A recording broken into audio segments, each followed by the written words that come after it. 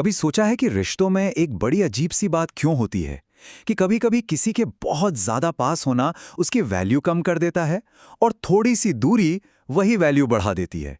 चलिए आज इसी दिलचस्प आइडिया को समझते हैं।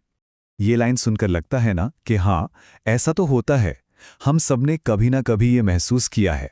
और यही वो एहसास है जो आज हमारे टॉपिक के बिल्कुल सेंटर में है कि कैसे ज्यादा मौजूदगी ही कभी-कभी हमारी कद्र कम कर देती है।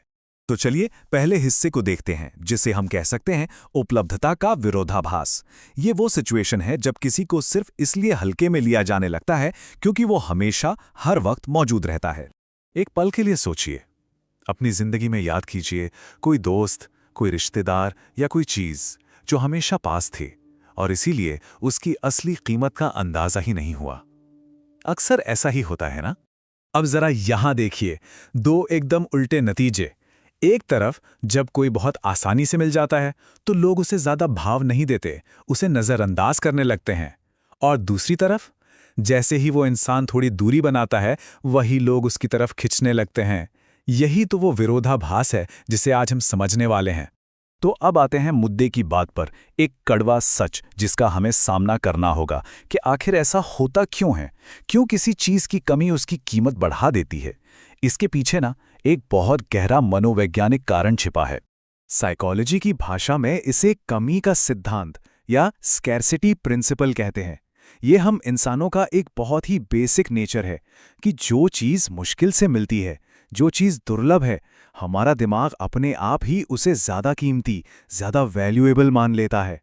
तो बात सीधी सी है, जब कोई हर समय मौजूद रहता है तो वो हमारे लिए एक तरह से नॉर्मल या कॉमन बन जाता है, एक आदत की तरह। और फिर हम उसकी खासियत को देखना ही बंद कर देते हैं। और यही सच है, जो चीज बहुत आम हो जाए, बहुत आसानी से मिलने लगे, वो अपनी खासियत खो देती है। ये नियम हर जगह लागू होता है, रिश्तों पर भी और चीजों पर भी। तो इस पूरी बात का निचोड़ क्या है? बस ये दो लाइनें। थोड़ी सी दूरी आपकी वैल्यू बना सकती है और आपकी गैर मौजूदगी लोगों को आपकी अहमियत का एहसास करा सकती है। अच्छा, तो अब सवाल ये उठता है कि हमारे दिमाग के अंदर ऐसा होता क्या है? कौन सा ऐसा मेंटल प्रोसेस है जो हमसे ये सब करवाता है? चलिए देखते हैं। ये बहुत ही आसान तरीके से समझाया गया है। देखिए, सबसे पहले क्या होता है, हमें किसी की मौजूदगी की आदत पड़ जाती है। फिर उस आदत की वजह से हमारी नज़रों में उसकी अहमियत कम हो जाती है। और आखिर में जब वो इंसान या चीज़ अचानक दूर हो जाती है, तब हमें एक झटके से एहसास होता है कि उसकी असली कीमत क्या थी। इसे एक बहुत ही सिंपल से उदाहरण से समझिए।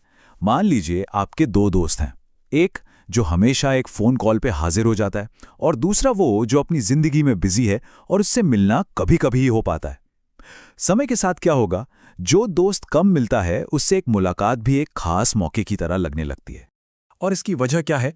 वजह एकदम साफ है, क्योंकि उस दूसरे दोस्त का समय और उसकी मौजूदगी एक दुर्लभ चीज है, एक रेयर चीज। और जैसा हमने पहले ही कहा, हमारा दिमाग दुर्लभता को ही तो कीमत से जोड़ता है। ठीक है, तो अब हमने प्रॉब्लम भी समझ ली और उसके पीछे की साइकोलॉजी भी। तो सवाल है कि इसका सोल्यूशन क्या है? इस जानकारी का इस्तेमाल करके कोई अपनी वैल्यू कैसे बना सकता है? यहाँ 4 बहुत सीधे कदम बताए गए हैं। इसका मतलब ये नहीं कि लोगों की परवाह करना छोड़ दें, नहीं। इसका मतलब है कि कोई अपने समय और अपनी एनर्जी की कद्र करे, अपनी जिंदगी को पहली प्राथमिकता बनाए, अपने लक्ष्यों पर काम करे। ऐसा करने से उपलब्धता अपने आप ही सीमित हो जाएगी। और आखिर में ये एक बात सोचने के लिए छोड़ जाते हैं, जब लोगों को ये एहसास होता है कि किसी का समय कीमती है और वो इंसान आसानी से नहीं मिलता, तो वो उस रिश्ते को ज्यादा गंभीरता से लेने लगते हैं। ये डर पैदा करना नहीं है, बल्कि ये सम्मान और सही कीमत का एहसास दिलाना है।